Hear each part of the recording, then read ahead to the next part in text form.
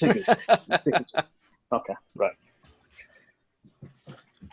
Hi there, I'm the MCU guy, and welcome to the MCU podcast. As you can tell, we are still in the lockdown times. We are recording remotely. Today we're going to be talking about the little MCU news that we have coming out from sources, and we're going to be discussing our main topic of the day, which is Ray Winstone. What role is he going to play in Black Widow? So, what I'll do now is I'm just going to tell you about what we're going to talk about, who we are joined by today. In fact, that's probably what I should start with. I'm joined again by past guest Danny Martinez from the Next Issue podcast and What the Real podcast. So nice to have you back, Dan. Thank you. Thanks for having me, Matt. It's always nice to come visit, chat some of the MCU stuff that's going on, however little it may be right now. And like you mentioned, still in quarantine. Hence the headband. I don't normally look this cool, but not getting a haircut in a while. So. Oh yeah, I did think you looked pretty badass, and I was like, I wonder if this is a new look he was going for, but that makes a lot more sense if he's just trying to avoid haircuts. And also we're joined by a new guest, Mr. Aaron Phillips from Nerd Social Club podcast. Aaron is also a fellow Brit, but is now in America. Thanks for having me, mate. Yeah, thank you very much for joining us today. So what we normally do with people who are new to the podcast, we normally ask them about their earliest MCU memory and their favourite MCU film, just to kind of give them a bit of backdrop about the kind of person you are, Aaron. So, do you want to tell us about your earliest memory first? My earliest memory of the actual MCU, for being technical, was definitely going to see Iron Man in the cinema. So, had to go and see that when it first came out. But I mean, as far as Marvel, I mean, I've been watching it, since I was a kid. The animated Spider-Man films, the X-Men cartoons and stuff like that. All that stuff. I've been well engaged, and Spider-Man and everything like that. So my favorite MCU film has to be Civil War. There's just something about Civil War. I love that film. I think it's probably the next closest would definitely be The Winter Soldier. Those two films they really grabbed me. There's something about those two. Such a rewatchability about them as well. They, the airport fight scene particularly, I just love that. Yeah, man. I can't fault you there. It's go on, Dan. Oh, I was just gonna say. I mean, if people remember from last time, my favorite is The Winter Soldier, but Civil War definitely. I think the Cap trilogy is my favorite of any of the movies that made it past 3, or the movies that got to 3. I think it's the most complete. It tells a full story of Captain America. Yeah, you really do see that arc, and especially when you get into like Infinity War and Endgame, especially with Cap, you see this kind of righteous patriot, fighting for the good of all mankind. And you see in Winter Soldier when he kind of gets burned and he's like caught in between almost like two worlds, like trying to do the right thing, but realizing the right thing is the wrong thing. And, by the time he gets into like, Civil War, then he's kind of just like, he knows where he stands. He knows what he has to do kind of thing. Yeah, so, he's not as naive as just that kid was in Brooklyn. Like, I'm going to go up there and this is, serve the army, serve my country. I can do more. I can do way more than all that stuff. So, although the first Captain America, I do always love it when it comes on for the early scenes when he's first in like Brooklyn. As Matt well knows, I think the first part of Brooklyn is Manchester. And is it? Yeah, I know the last bit where the docks are in Liverpool, aren't they? Yeah, when he gets to the docks and he picks up the taxi door, that's on the Albert Docks in Liverpool. And then when he gets to the actual docks where the Hydra agent goes in the personal submarine, that's also in Liverpool. So there's a joke, he runs all the way from Manchester to Liverpool to the docks. Which actually I think coming up in the new Morbius film, that's a lot of filming's going on in Manchester as well. So yeah, there is. Yeah, good old northwest of England, right there. Yeah, represent. Yeah, England definitely London gets all the fun. It's done it normally. England has those nice buildings like that because the architecture is so different. It can give you that feel that they're looking for, those kind of films with a little bit darker, grittier, with like Morbius and the early Captain America stuff. Like, so I can definitely see. Not that it's MCU, but I actually think that the Batman film that's coming out, they were filming in Liverpool at the time when the pandemic all hit. Really? Yeah, so I know there's a lot between Manchester and Liverpool. There's a lot of like filming going on, and they seem to be getting more and more. I think it's just a financial aspect as well. There, it's cheaper to do that than actually to go into New York. The Warner Brothers studios over there. Like, if I ever get to make it over there, I would like to take a tour of those studios because there's a lot. Nolan films a lot of his stuff over there. Yeah. But okay, let's get back to the MCU though. Danny keeping us on. Well, you get me talking about Batman, and we'll get derailed. I'll try. Well, I'll try not to mention him again. But no, I'm kidding. So the big news from the MCU. We were just talking about projects being allowed to start refilming again. Obviously, one of the big ones, it would be for us, is Falcon and the Winter Soldier has been given permission to start filming again. Because we're picking up like so late in the year and how close we are to like the launch of the show, do we think it's still going to come on time? I mean, like WandaVision, fair enough, as production could start again, but from what I believe, the majority of the filming had already finished anyway. So that was almost like post-production wise, wasn't it? Or there's only like a fair bit to do. But I was going to say, I think I've been trying to tune in a couple of times to the Disney shareholder calls. A lot of people may think they're terribly boring, but there's actually a lot of news that drops from those calls. It's always quite surprising.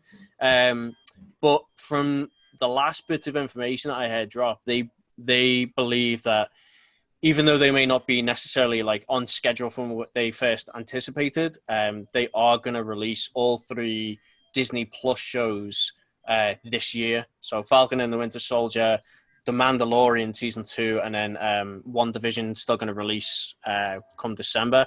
They firmly believe those 3 shows will still hit. Maybe not again where they were first anticipating, but there's a solid belief there. So I was surprised. I think unfortunately Disney and Marvel are both at a standpoint now where so much has been put on the back burner. As far as revenue wise, they don't have the theme parks open. They don't have any big cinema movies coming out. Not that the cinemas are open.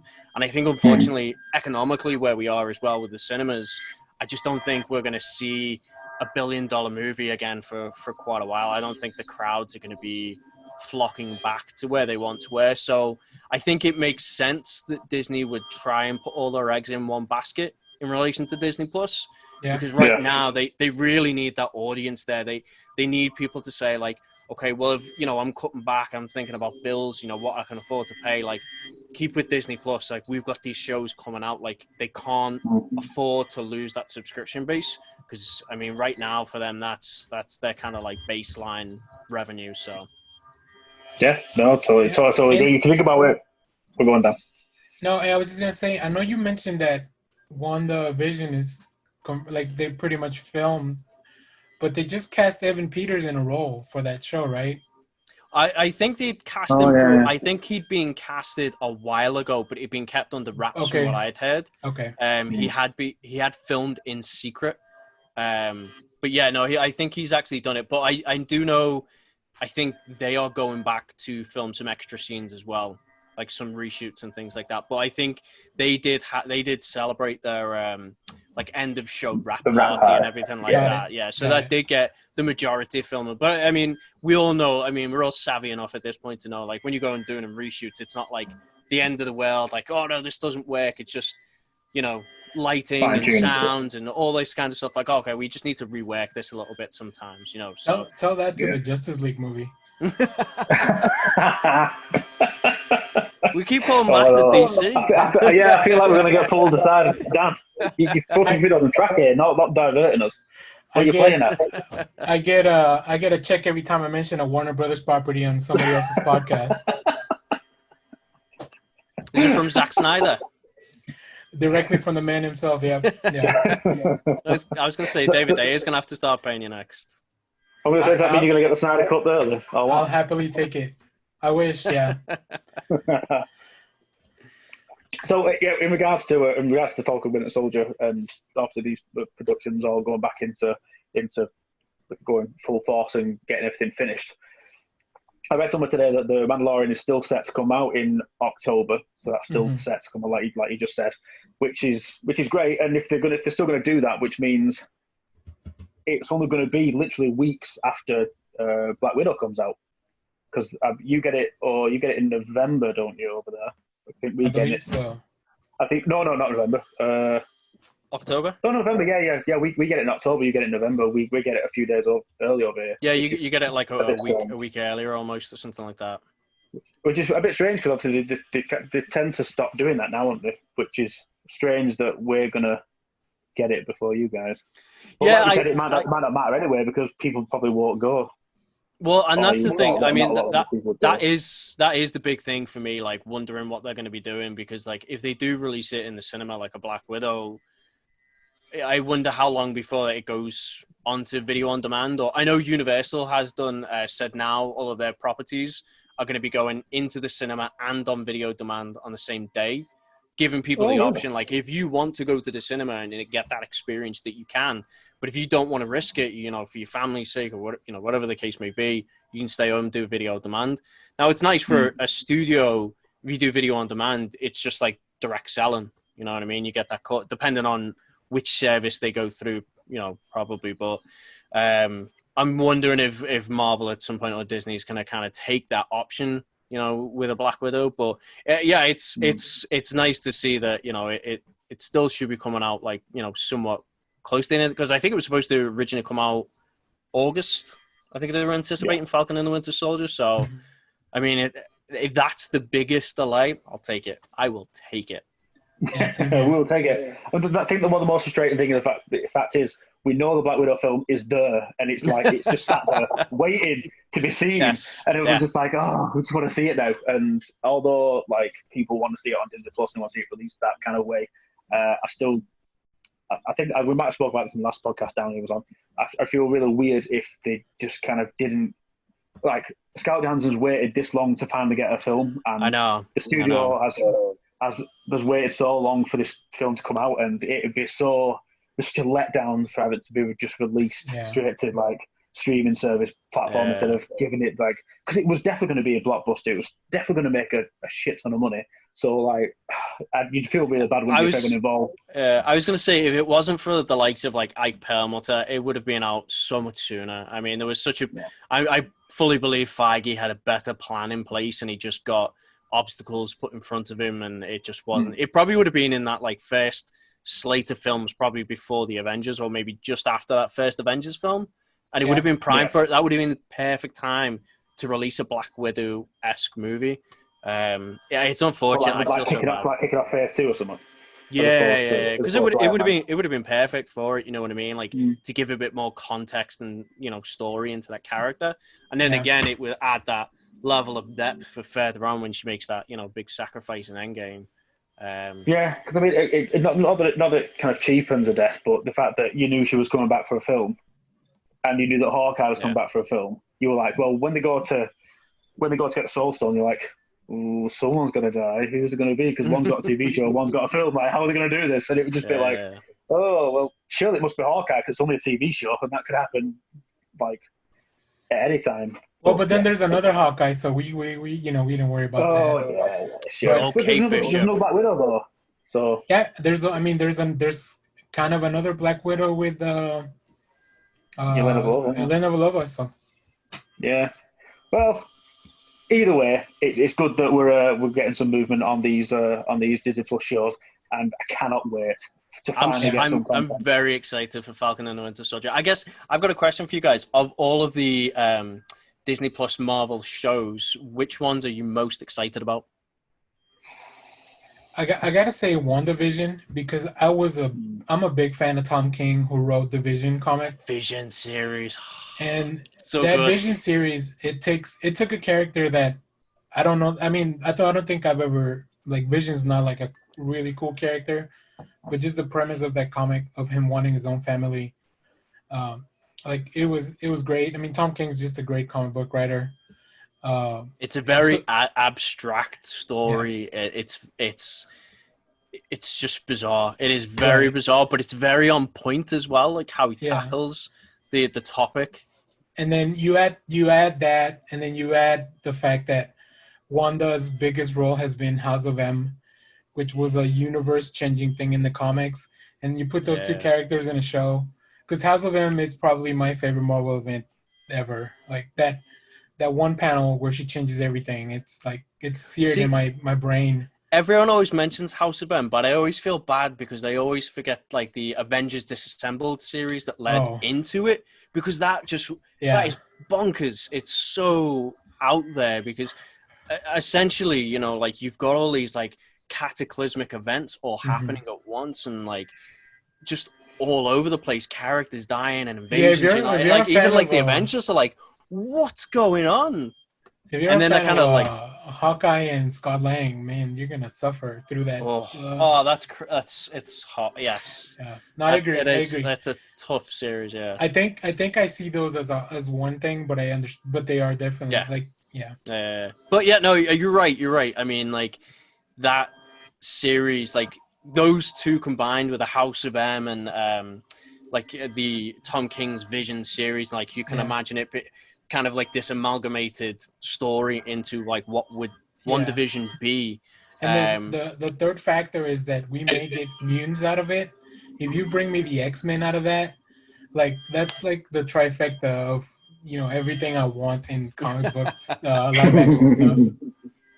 Yeah, no, it's got. I mean, that's the thing though. It's got so many ramifications. On our Nerd Social Club podcast that we do, we talked about, you know, the potential of Wanda kind of like, and, you know, I thought, you know, at some point, you know, I don't even know if it happened in WandaVision or Doctor Strange in, I forget the whole name, but, you know, Multiverse of Madness, like at some point doing some sort of like multiverse chase scene where they're hopping in and out of realities and you just get these like brief flashes of like the crashing through and you see like the Fantastic Four and then, you know, you see like a Wolverine, like they're jumping in and out of realities and you just get this second for the crowd to be like, what did I just see? Like just and you see like the 90s cartoons or something. Yeah. Just like something to like just blasting through these realities. Like I don't know if you've seen the Sonic movie where he kind of jumps in and out of like, you know, there's portals, like kind of something similar, like this chase scene. I was like, oh man, that'd be so good. But yeah, so for me,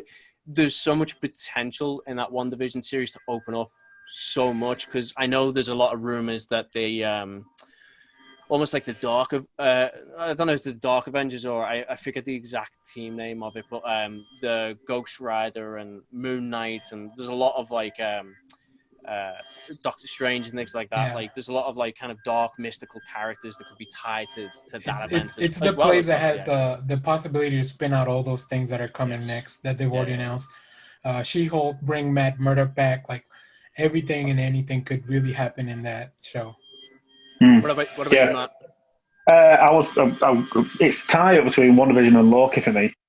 Oh yeah. And Loki again still has the potential to kind of change a lot of stuff and introduce so much more to the MCU going forward, just because of time travel and different avenues it can go down. If you're going to go down the branch route of timelines that they have, then you can have possibilities of people just turning up in random timelines in different parts of the MCU, which again, like WandaVision, it's just like a toy box of things that go poof.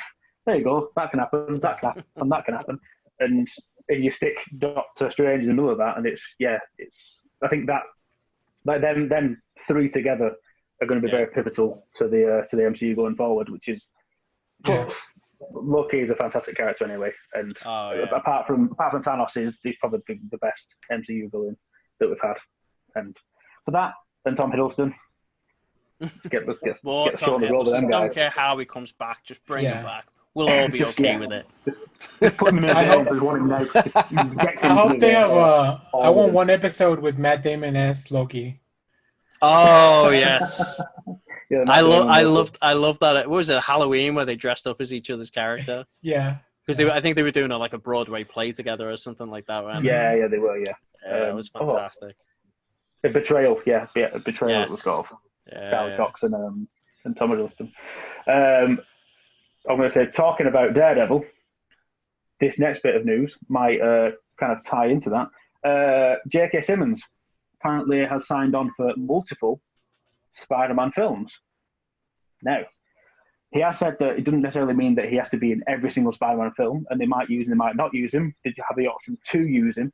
But how do you reckon they're actually going to use his character going forward? Is he going to have a big role? Is he going to have a small role? What do we guys think? I mean, personally for me, I think this is pretty much the start of the Spider-Man Sony shared universe thing, and this is going to literally kick it all off. And he's going to be—he's not going to be at the forefront of it, but he's going to be a huge part of it, I think. Yeah. What do you guys reckon? I mean, yeah, give me J.K. Simmons in anything, right? But but no, I think, agree with you, sir.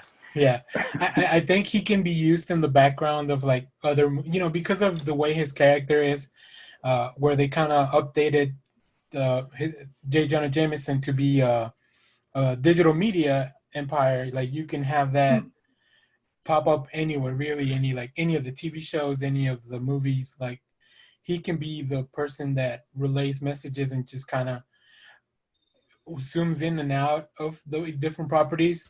Now, I don't know all the details with Sony and Marvel and playing nice with each other with Spider-Man and Spider-Man characters and all that stuff.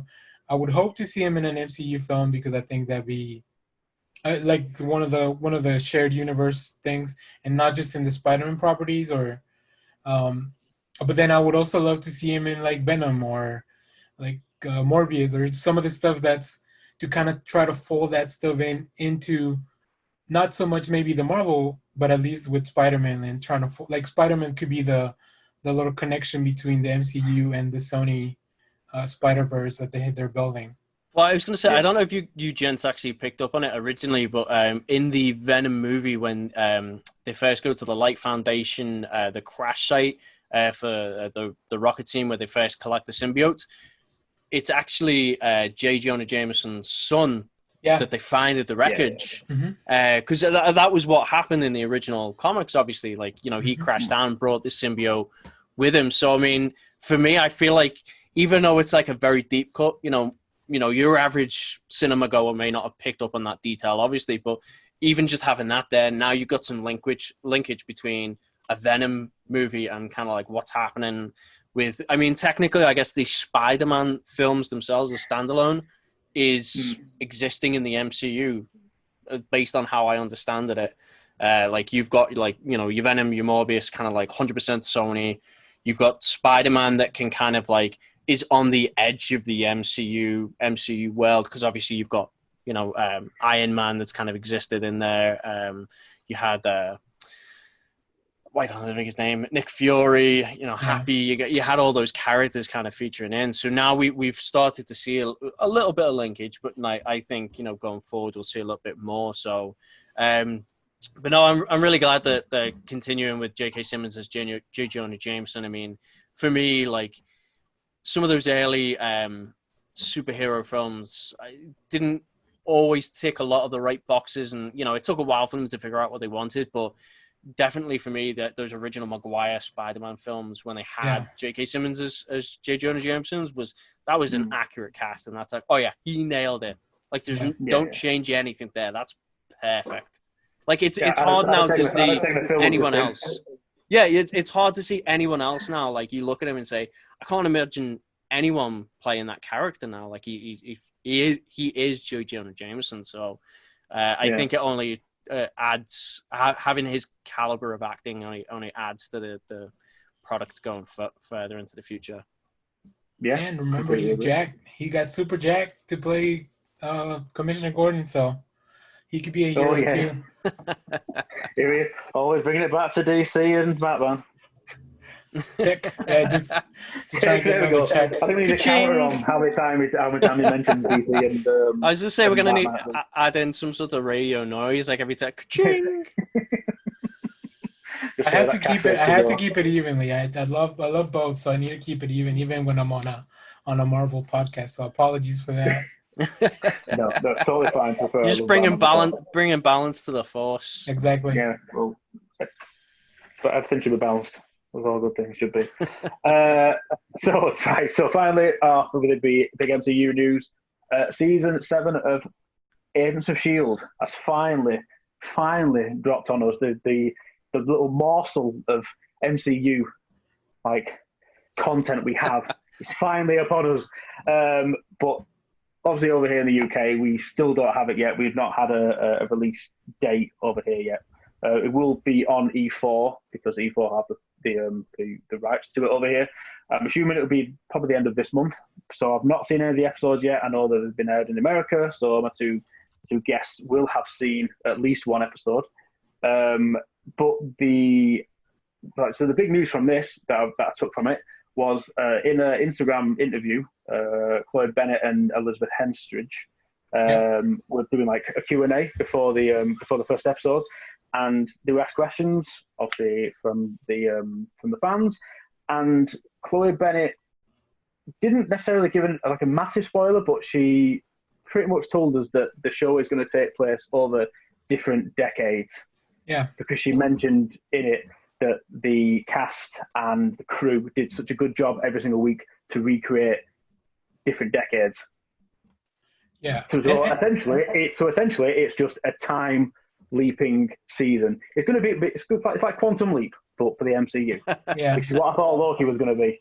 But apparently they were beaten to it by Agents of Shield season 7. So the prospect of going through decades with helping Hydra stay alive, essentially. So they're helping Hydra survive. It's an interesting premise. Yeah. It's a strange premise, but it sounds like a very, very cool premise. But it also might open the door for Hayley Atwell to be in the show as Peggy Carter, which is would be like the most felt moment I can ever imagine. Because you bring Hayley Atwell back for everything. Can she just be in everything? Because I love her to bits. Yeah. So it's for me, that's what I want.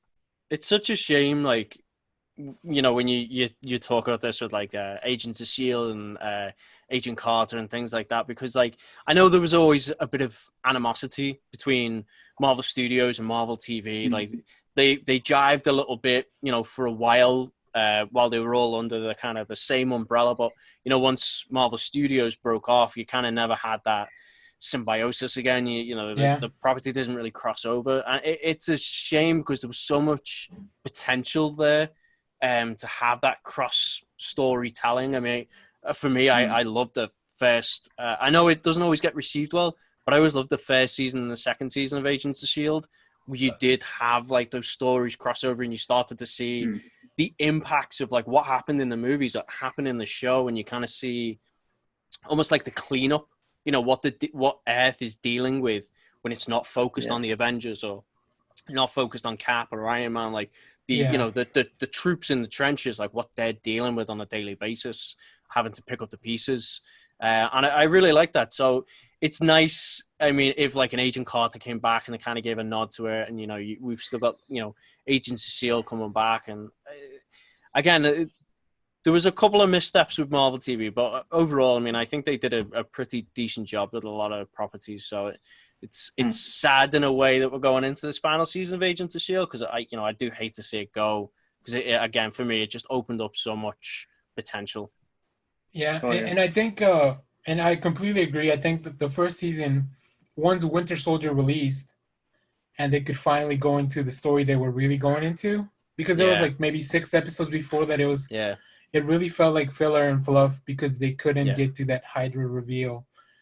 But that show was all about S.H.I.E.L.D., and if S.H.I.E.L.D. goes down and because of Hydra, it really gives you a really good show. I think they really should have planned it to begin maybe 2 weeks or so before the movie came out, so you don't have all that filler waiting. Because once that kicked off, it was amazing. And then you got, you had people show up. Jamie Alexander showed up in an episode.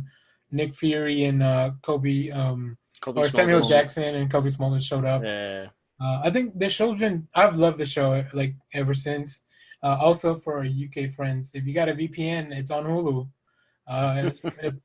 It releases on Hulu, so if you can't wait.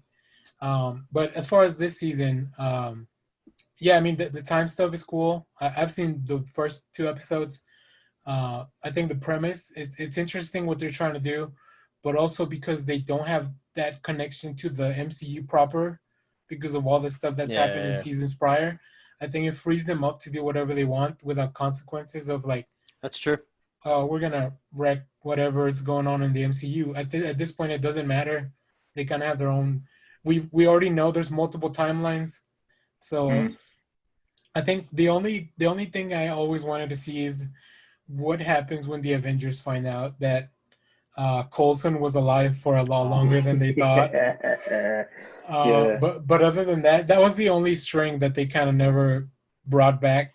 But it makes sense. Narratively, it would be weird in the MCU to address that. I was so disappointed when they had Endgame and they didn't have any real reference of S.H.I.E.L.D. or just one of the characters on it. I was like, for me, it was just missing that, like, just a little nod, just tie it in, like, just anything. Just have them walking through the background like Agent May or something. Like, I was so sad. Like, I know a lot of people used to mention, like, the Marvel Netflix show and, having dead, like, when that big scene of like everyone coming together on the battlefield, they would have liked to see that. But for me, I always wanted to see the Agents of S.H.I.E.L.D. crew kind of get their due.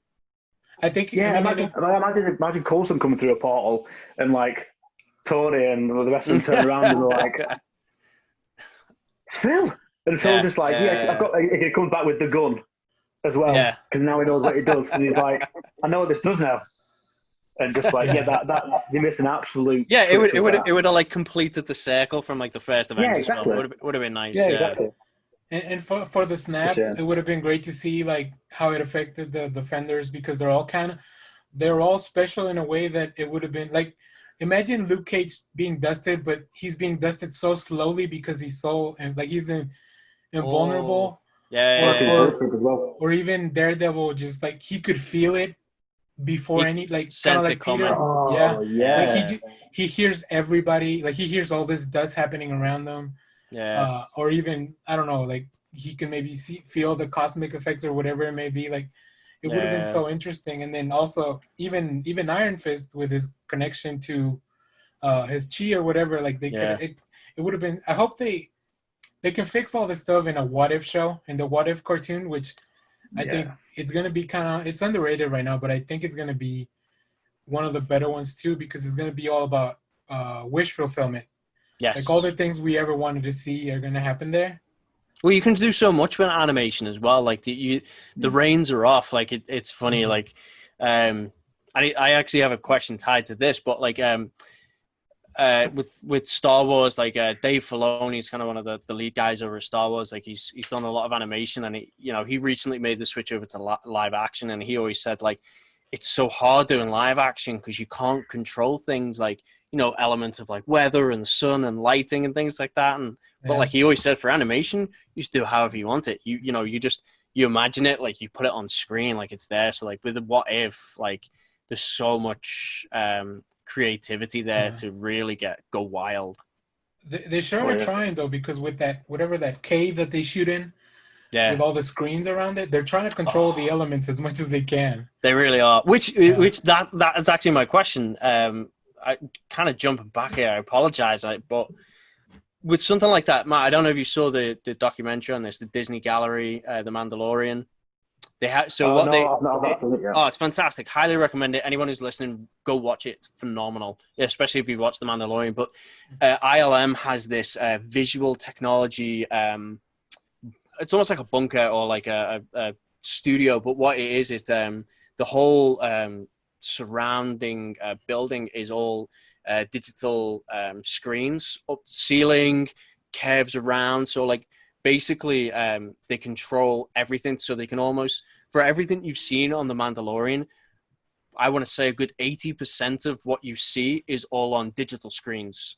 Like, they actually film the sphere that you see in, like, they have, like, the floor is, like actually what to walk on, the set, but everything else that you see in the background is all digital screens, like, all circular around. And they introduced this term I've never ever heard of called parallax. So what happens is like, as the camera moves around, the screen on the monitors essentially behind them moves with them. because it's like from the object that you are looking at it with. So if you are the viewer, you're viewing the TV. So as your vision moves around, the back of the screen moves with your vision, and it actually adjusts on the screen itself as they're moving around. Wow. And it's absolutely phenomenal. Yeah. But it's kind of one of those things, like considering it's for ILM and Star Wars, I'm wondering if we're going to see some of this moving forward with Marvel and some of the Marvel properties. Because I always thought Agents of S.H.I.E.L.D., for the budget that they had, always did pretty well with their special effects and things like that. Especially when the Ghost Rider season. That's exactly what I was going to say. Ghost Rider was perfect. Wow. Really, really good. For a TV show, a network TV show, it was like, wow, they did a really good job of this. But I'm wondering, it could have been fucking awful, couldn't it? Yeah, I'm wondering now, like with some of the Marvel shows kind of moving forward, like if, obviously they're going to be a bigger budget, especially going on Disney Plus. If we're going to see more studios invest in this technology to really up their game as far as the product they're going to be bringing to our screens. Yeah, I think there is. I mean, Danny. Yeah. Oh, go on. Yeah, Danny. I know Danny saw it, so. Yeah, I think you could. I mean, especially with what's going on right now, like it would allow you to just be in one place, have everyone people get tested from quarantine. Like it would even allow you to keep going through the pandemic like this. Yeah, where it's a more controlled limited environment. Contact and So I love it. I mean, the documentary is great, but the technology is fucking amazing. Like it's mind blowing that it exists. So good. It really feels like something Iron Man. Like it feels like the barf. It does.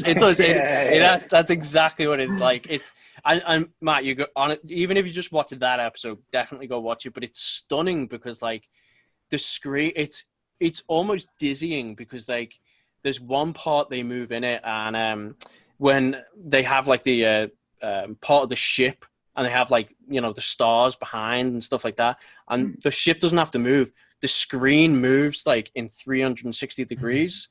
So like you can like as it like shifts up and down, like you can see the ship doesn't have to physically move. It's just it shifts with it. So it's fantastic to see it. And I know a lot of the actors were saying, like a lot of times they're on blue screen or whatever, they have to like imagine something. Yeah. They have to like really get creative. But like in Mandalorian, I think it was one of the actors was saying like when they're going down this like lava river, they don't have to physically pretend anymore. They don't have to like act as hard because you can actually see what's going on. And each character where they're placed around the set has a different perspective and a different view.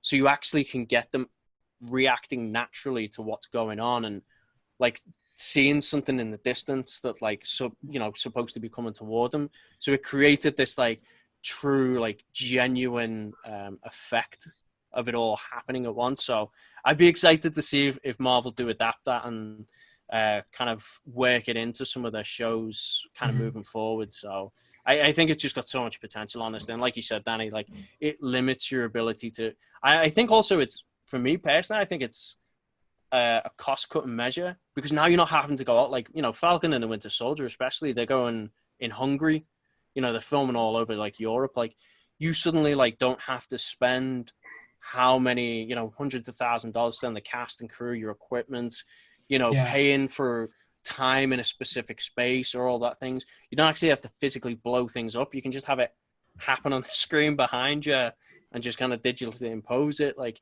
so you immediately limit, you bring down your costs and everything. And it would take us back to the time of shooting in a film studio. But now you don't have to build all the sets. You have to build part of it, but you don't have to build the whole thing, right? So that's what I found interesting. Like they build partial sets, but then the rest of the set like bumps up against the screen does the rest, and how they kind of like render it in. Oh, it's truly fun. I've never seen anything like it. But then it's ILM, and ILM goes above and beyond with that stuff. Yeah. But yeah, no, kind of pulling back to Marvel, like like with Agents of S.H.I.E.L.D., I think had they had something like that, it really would have benefited them, especially because like for something like that, again, you now can warrant doing so much more for so much less. And especially with like that show never had a massive budget anyway. So I'm hopeful moving forward that, like, although Marvel TV had a good run, that maybe moving forward we can start to see really exciting properties. Well, yeah, it would make a lot of sense. I actually think I might have seen something you mentioned about this technology.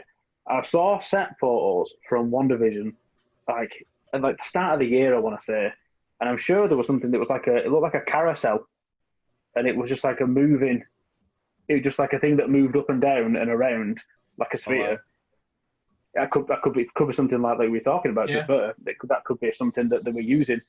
Because if you think about like going to different dimensions and stuff, and like you were saying, you can see like little wormholes and stuff like that appear in different places. That kind of prop would make a lot of sense if you're thinking about someone being in the middle of that and filming the stuff that's happening around them. It would make a lot of sense, really. So I hope that is what you spoke about, and I hope that kind of ties into it, because that would be fantastic. Otherwise, I've just gone off on a tangent. Because it would be nice. It would be nice to stay on topic. Yeah. Okay. Well, speaking about staying on topic, we actually need to go to a break right now. You're going to hear about some of the other amazing podcasts that we have on the network that we are part of. So we're back in just a minute. This podcast is part of the That Thing You Might Like network. Here's something you might like. Find us on socials at TTYL Network. And we are back. I hope you enjoyed them, and I hope you check out the other podcasts that we have coming up for you guys. So now let's dive right into the main topic of discussion for this podcast, which is the legendary, iconic Mr. Ray Winstone is in Black Widow.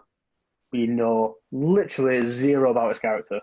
We know that he's on the posters and his name's up there. It's above the title, so you know he's going to have a big role in some way, because why credit the guy if he's not going to have any sort of decent role?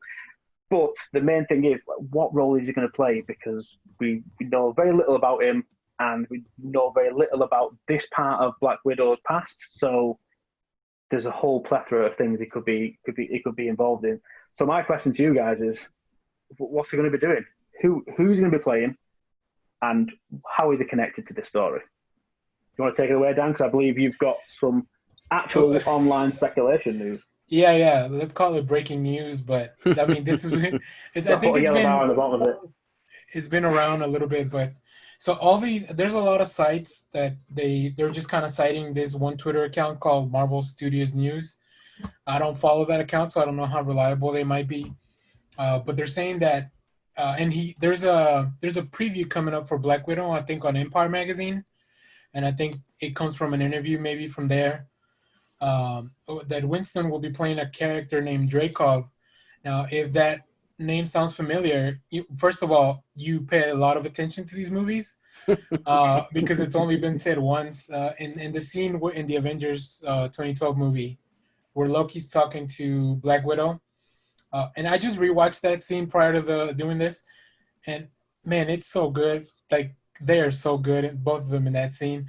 But when Loki tells Black Widow, "Can you wipe out that much red?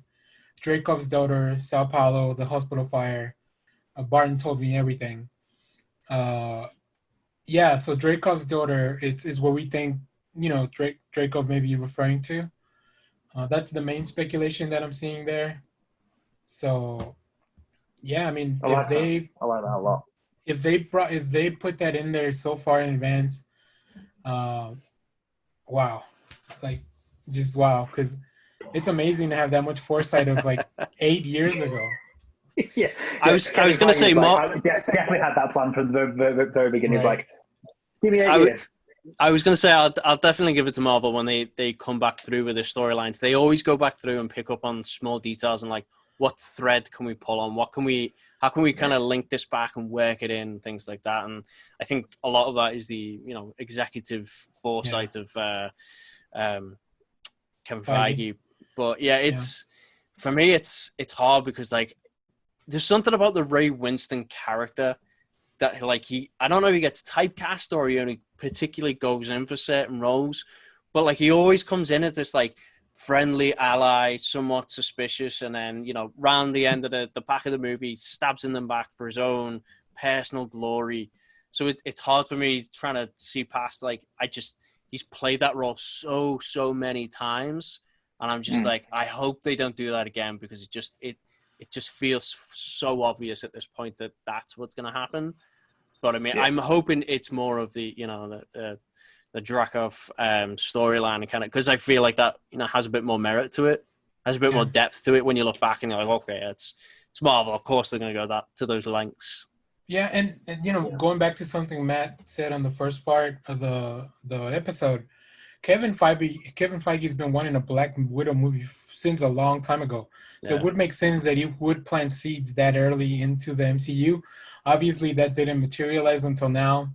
So, that's why we can joke around that he had that much foresight, but it may be something that he's been trying to do for a long time.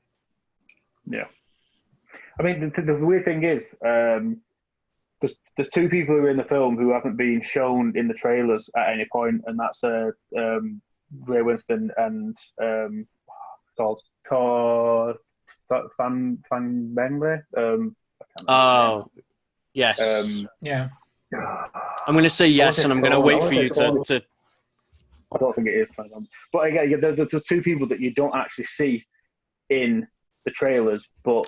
The latter was appearing in a lot of last year's San Diego Comic-Con. Like, he was, on the panel and, taking a lot of pictures. Exactly. Like, he was there. So, like, he's not just like some small cameo role.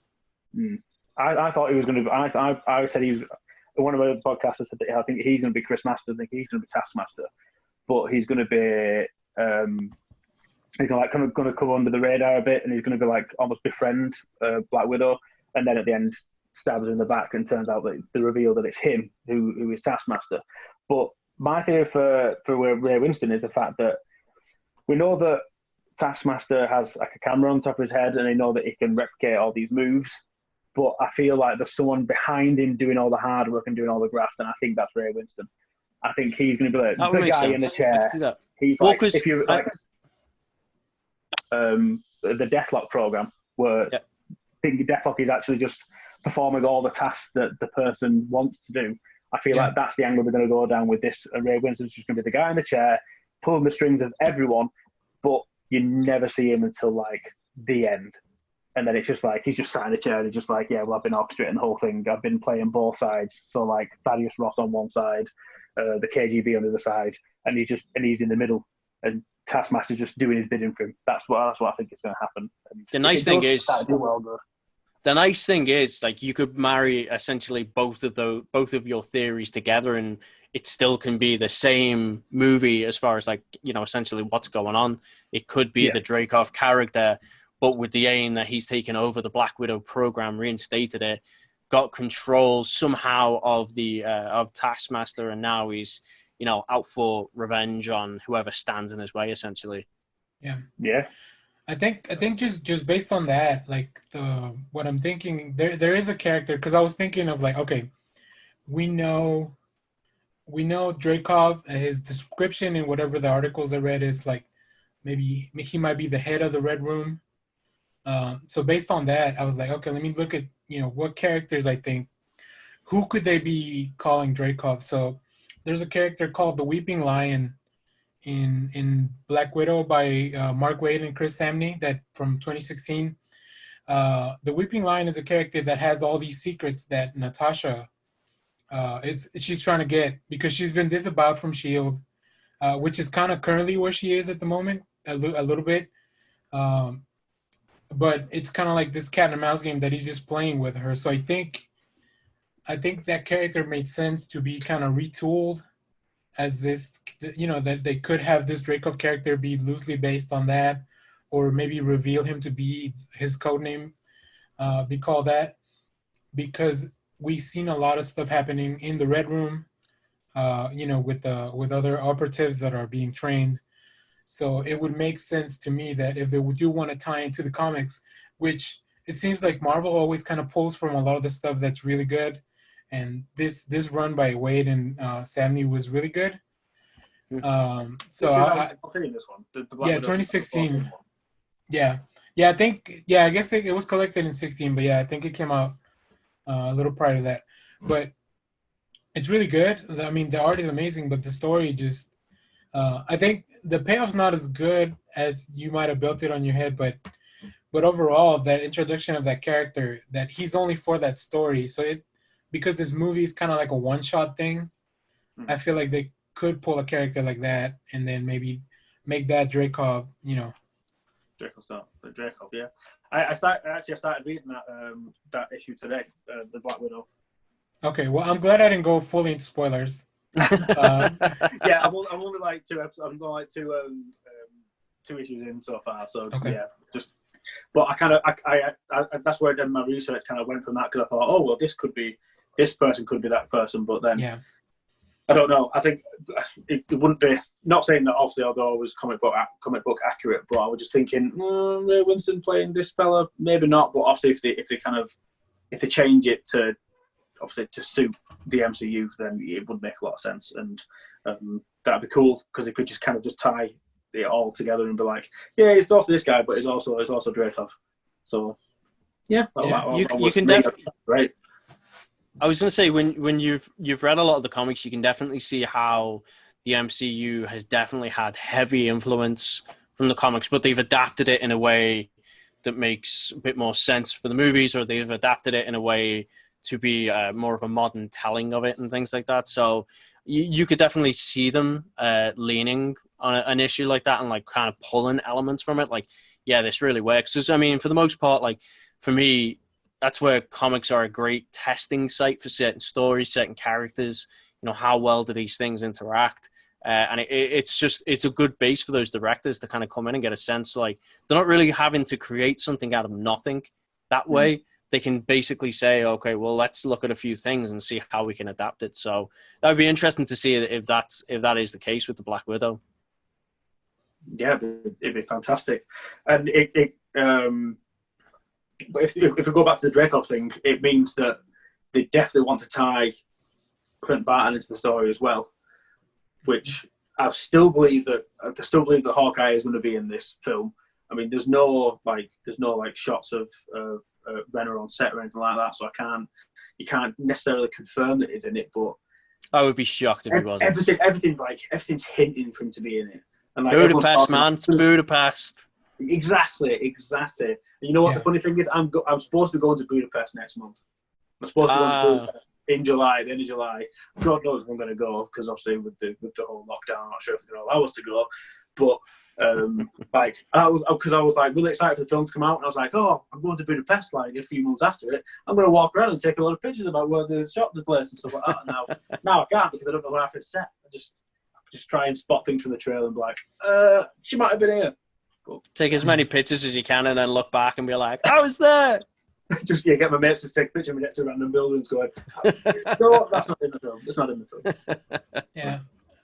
The only other thing I was thinking was that Dreykov could be his last name, and his first name could be Ivan. We know Natasha, daughter of Ivan, obviously.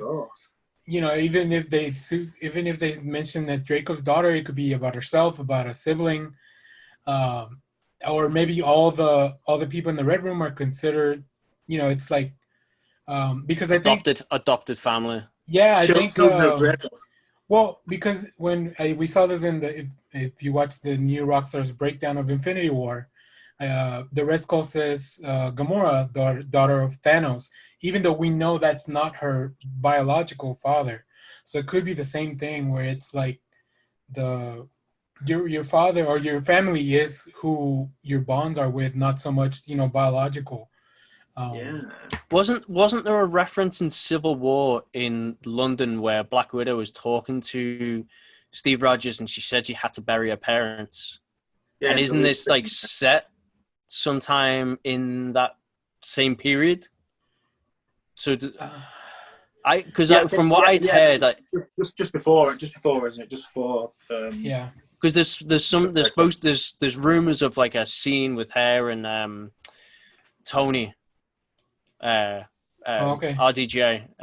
Like they did a scene together that kind of ties into this.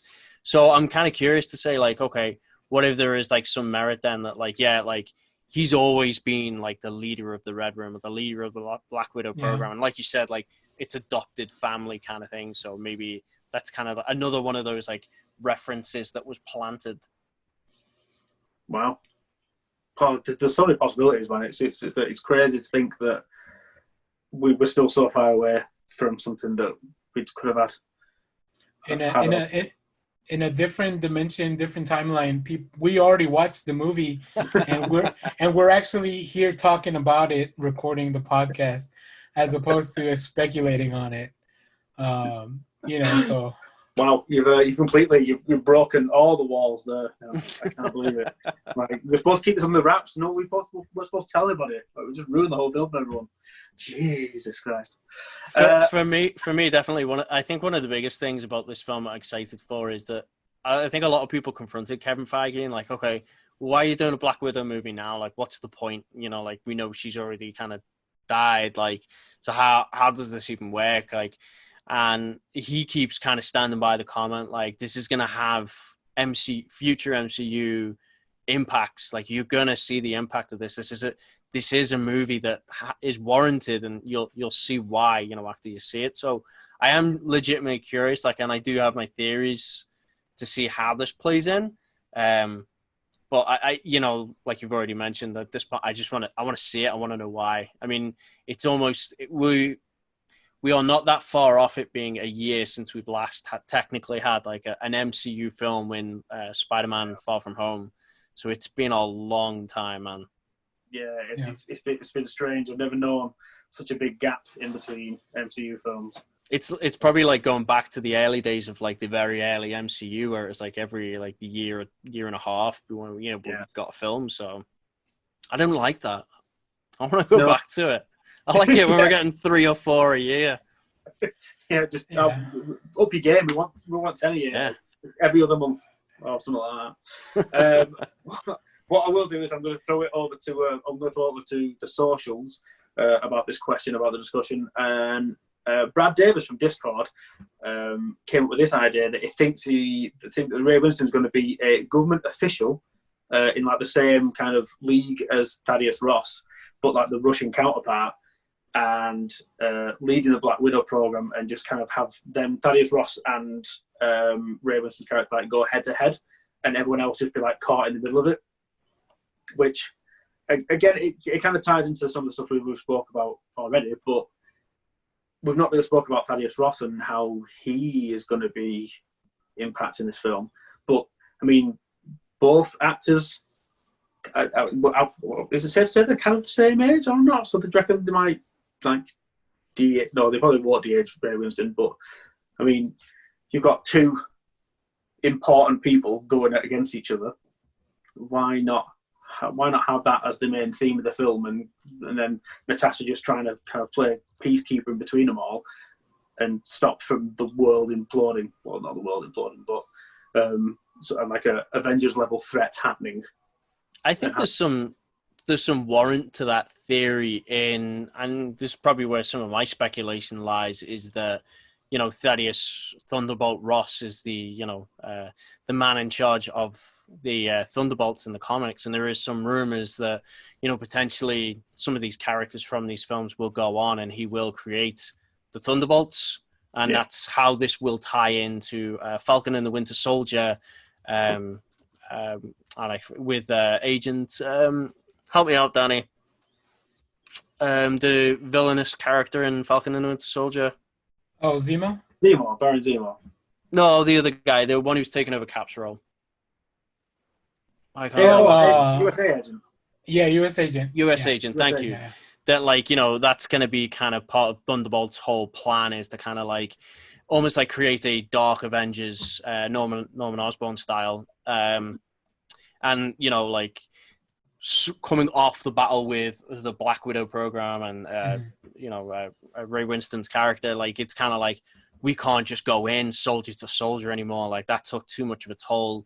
We need to start looking at the Weapon X program and starting to do something to our soldiers to kind of imbue them with a bit more abilities kind of going forward, and looking at people with certain abilities that he can recruit. So there could be some warrant in that theory from my eyes. If this movie leads to a Thunderbolts versus the Winter Guard, which is the equivalent the Avengers team in Russia, that would be the sickest thing. Because we know, Red Guardian's there. Yeah. But just to see all the other ones would be, and then Ray Winstone could be the head of that as well. Like if he is a government agent, he could have a Winter Guard program racing up because after all the events that have happened, he realized that Russia needs to put together their own Avengers team. I like that. Yeah, that sounds cool. I'm definitely down with that. I hope you're happy with our jumping on your theory there, Brad. I'm definitely down with that idea, and that sounds incredible. And it sounds like a right hoot. What I'm going to do now is I'm sad to say that we have actually reached the end of this month's podcast. Oh no. It's been a hell of a ride, and you know what? It's been fantastic listening to you guys proper go at it and educate me on stuff like the comic books. Because if anyone listens, they know that I'm not massively cool up on the comics. It's more the films that I know my stuff on. So it's been nice to be educated and know far more than I probably ever would have ever known otherwise. So last but not least, I'm going to hand it over to you guys to tell us what you've got going on at the moment, in regards to your podcast, in regards to what you've got coming up on your pages. To fill me in, and then tell us where the guys can find you. Sure. Like I said before, you can find me directly at Echo Spider on Twitter. You can find my podcast, the Next Issue Podcast, at Next Issue Pod. We're releasing an episode soon on the DCU show Stargirl. We talk about the first 2 episodes. We go deep into spoilers. Yeah, right. We do cover Marvel stuff. We just haven't had any. Just haven't had any comics come out. But our mission for that podcast is just to get everyone to read comics. And if we have to talk about TV shows and movies to get you there, we'll do that. So just follow us there. Episode should be out pretty soon. Cool. Thanks, Dan. You can find me. I'm very active on Twitter at British CPA. I'm also part of the Nerds Social Club podcast. That's Nerds with an S.